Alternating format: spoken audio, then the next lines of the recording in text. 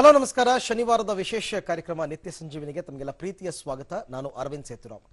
ಬಹಳ ಉಪಯುಕ್ತತೆಯಿಂದ ಕೂಡಿರತಕ್ಕಂತ ನಮ್ಮ ಕಾರ್ಯಕ್ರಮದಲ್ಲಿ ಸಾಮಾನ್ಯವಾಗಿ ದಾಂಪತ್ಯ ಜೀವನದಲ್ಲಿ ಲೈಂಗಿಕ ಆಸಕ್ತಿ ಕುಂಠಿತವಾಗಿರ್ತಕ್ಕಂಥವ್ರು ಅಥವಾ ಸಂಗಾತಿಯನ್ನ ತೃಪ್ತಿಪಡಿಸೋದಕ್ಕಾಗದೇ ಇರತಕ್ಕಂಥವ್ರು, ಶೀಘ್ರ ಸ್ಖಲನ ಆಗ್ತಕ್ಕಂಥವ್ರು ಅಥವಾ ಲೈಂಗಿಕ ಸಮಸ್ಯೆಗಳ ಪರಿಹಾರದ ಹುಡುಕಾಟದಲ್ಲಿ ಇರತಕ್ಕಂಥವ್ರು, ಇವರೆಲ್ಲರಿಗೂ ಕೂಡ ನುರಿತ ವೈದ್ಯರು ಅಡ್ಡ ಪರಿಣಾಮ ಇಲ್ಲದ ಚಿಕಿತ್ಸೆಗಳ ಬಗ್ಗೆ ತಿಳಿಸ್ಕೊಡ್ತಾರೆ. ಹಾಗಾಗಿ ಈ ಕಾರ್ಯಕ್ರಮ ಬಹು ಉಪಯುಕ್ತವಾದಂತಹ ಕಾರ್ಯಕ್ರಮ ಅಂತ ನಾನು ನಿಮಗೆ ಹೇಳಿದ್ದು. ಕಾರ್ಯಕ್ರಮವನ್ನು ಆರಂಭ ಮಾಡ್ತಾ ಇದ್ದೀನಿ. ಎಂದಿನಂತೆ ಅಂತಾರಾಷ್ಟ್ರೀಯ ಖ್ಯಾತಿಯ ಗರ್ಭಧಾರಣ ತಜ್ಞರಾದಂತಹ ಡಾಕ್ಟರ್ ಸಿ ಶರತ್ ಕುಮಾರ್ ಅವರು ನಮ್ಮ ಜೊತೆ ಇದ್ದಾರೆ. ಅವರನ್ನ ಕಾರ್ಯಕ್ರಮಕ್ಕೆ ವೆಲ್ಕಮ್ ಮಾಡ್ತಾ ಇದ್ದೀನಿ. ಡಾಕ್ಟ್ರೇ ನಮಸ್ಕಾರ. ನಮಸ್ಕಾರ ಅರವಿಂದ್. ನಿತ್ಯ ಸಂಜೀವಿನಿ ಕಾರ್ಯಕ್ರಮದ ಎಲ್ಲ ವೀಕ್ಷಕರಿಗೂ ನಮಸ್ಕಾರಗಳು. ಡಾಕ್ಟ್ರೆ, ಪ್ರತಿ ಕಾರ್ಯಕ್ರಮದಲ್ಲೂ ಅಂದ್ರೆ ಪ್ರತಿ ಸಂಚಿಕೆಯಲ್ಲೂ ಕೂಡ ನಾವು ಒಂದೊಂದು ವಿಚಾರ ಆಯ್ಕೆ ಮಾಡ್ತೀವಿ. It's a very good move. ಏನಾಗುತ್ತೆ ಡೀಟೇಲ್ ಆಗಿ ಡಿಸ್ಕಸ್ ಮಾಡೋಣ. ಹೌದು, ಇವತ್ತು ಕೂಡ ಸಾಕಷ್ಟು ಪತ್ರಗಳನ್ನೆಲ್ಲ ರೆಫರ್ ಮಾಡಿದ್ವಿ. ಈ ಖಾಸಗಿ ಅಂಗಗಳು ಅಂತ ಏನ್ ಬರುತ್ತೆ ಪುರುಷರಲ್ಲಿ ಅಥವಾ ಸ್ತ್ರೀಯರಲ್ಲಿ, ಇದರ ಶುಚಿತ್ವದಕ್ಕೆ ಸಂಬಂಧಪಟ್ಟಂತಹ ಪ್ರಶ್ನೆಗಳು. ಕೆಲವರು ಹೇಳ್ತಾರೆ, ಅಯ್ಯೋ ನಾ ತುಂಬಾ ಕ್ಲೀನು, ದಿನಾ ಸ್ನಾನ ಮಾಡ್ತೀನಿ, ದಿನಕ್ಕೆ 2 ಸರ್ತಿ ಸ್ನಾನ ಮಾಡ್ತೀನಿ ಅಂತ ಅಂದ್ಬಿಟ್ಟು. ಆದ್ರೆ ಆ ಖಾಸಗಿ ಅಂಗಗಳನ್ನ ಖಾಸಗಿಯಾಗಿ ಇಟ್ಕೊಂಡ್ಬಿಡ್ತಾರೆ. ಅದರ ಶುಚಿತ್ವದ ಬಗ್ಗೆ ತಲೆನೇ ಕೆಡಿಸ್ಕೊಳ್ಳೋದಿಲ್ಲ. ಆದ್ರೆ ಅದು ಬಹಳ ಮುಖ್ಯ. ಯಾಕೆಂದ್ರೆ ಅತಿ ಬೇಗ ಇನ್ಫೆಕ್ಷನ್ ಆಗ್ತಕ್ಕಂಥ ಜಾಗಗಳು. ಹಾಗಾಗಿ ಇವತ್ತಿನ ಸಂಚಿಕೆನಲ್ಲಿ ಈ ಖಾಸಗಿ ಭಾಗಗಳ ಶುಚಿತ್ವದ ಬಗ್ಗೆ ತಾವು ಮಾಹಿತಿ ಕೊಡಬಹುದಾ ಅಂತ. ಖಂಡಿತ ಖಂಡಿತ. ಬಹಳ ಒಳ್ಳೆ ಪ್ರಶ್ನೆ ಬಂದಿದೆ ಅರವಿಂದ್.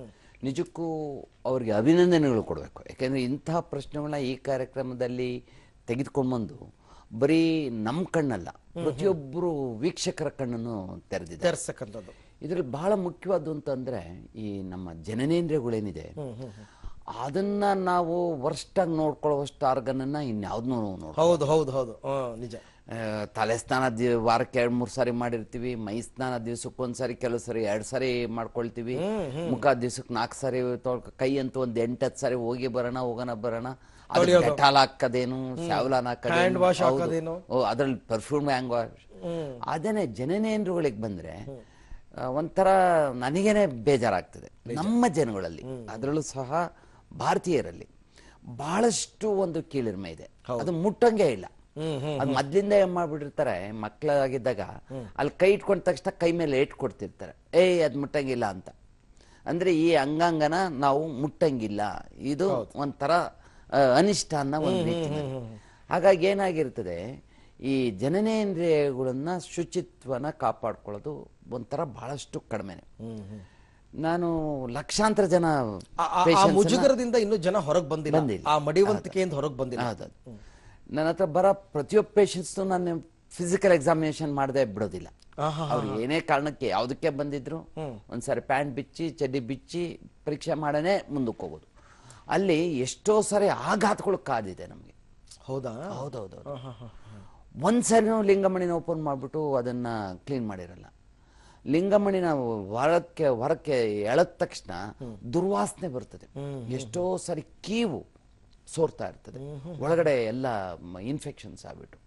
ಇನ್ ಚಡ್ಡಿ ಅಂತೂ ವಾಶೆ ಮಾಡಿರೋದಿಲ್ಲ, ಹೊರಗಡೆ ಗರಿಗರಿಯಾದ ಬಟ್ಟೆಗಳು ಹಾಕೊಂಡು, ಆದ್ರೆ ಚಡ್ಡಿಗಳನ್ನ ಚೇಂಜ್ ಮಾಡಿರಲ್ಲ. ಅದರಲ್ಲೆಲ್ಲ ಕಲೆ, ವೀರ್ಯದ ಕಲೆ, ಉಚ್ಚೆ ಕಲೆ ಎಲ್ಲ ಇರ್ತದೆ.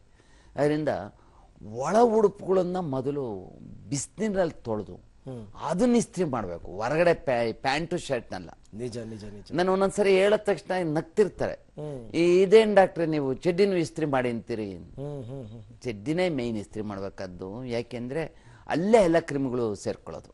ಈ ಲೈಂಗಿಕ ರೋಗಕ್ಕೆ ಸಂಬಂಧಿಸಿದ್ರು ಕ್ರಿಮಿಗಳೆಲ್ಲ, ಕ್ಲೆಮಿಡಿಯಾ ಆಗ್ಬೋದು, ಸಿಫಿಲಿಸ್ ಆಗ್ಬೋದು, ಗೊನೋರಿಯಾ ಆಗ್ಬೋದು, ಹೆರ್ಪಿಸ್ ಆಗ್ಬೋದು, ಬಹುತೇಕ ಕಾಯಿಲೆಗಳು ಅಲ್ಲೇ ಅಂಟ್ಕೊಂಡು ಅವೇನೇ ಇನ್ಫೆಕ್ಷನ್ ಮಾಡೋದು, ರೋಗ ಹುಟ್ಟದೇ ಅಲ್ಲ. ಹೌದೌದು. ಅದರಿಂದ ಈ ಅಂಡರ್ ಗಾರ್ಮೆಂಟ್ಸ್ ಮಹಿಳೆಯರಿಗೂ ಈಕ್ವಲ್ ಆಗಿ ಅಪ್ಲೈ ಆಗುತ್ತೆ, ಮಹಿಳೆಯರಿಗೆ ಇನ್ನೂ ಜಾಸ್ತಿ. ಯಾಕೆಂತಂದ್ರೆ ಅವ್ರಿಗೆ ರಕ್ತದ ಕಲೆ ಅದು ಇದು ಎಲ್ಲ ಸೇರ್ಕೊಂಡ್ಬಿಟ್ಟಿರ್ತದೆ, ಮೆನ್ಸಸ್ ಬ್ಲಡ್ ಎಲ್ಲ.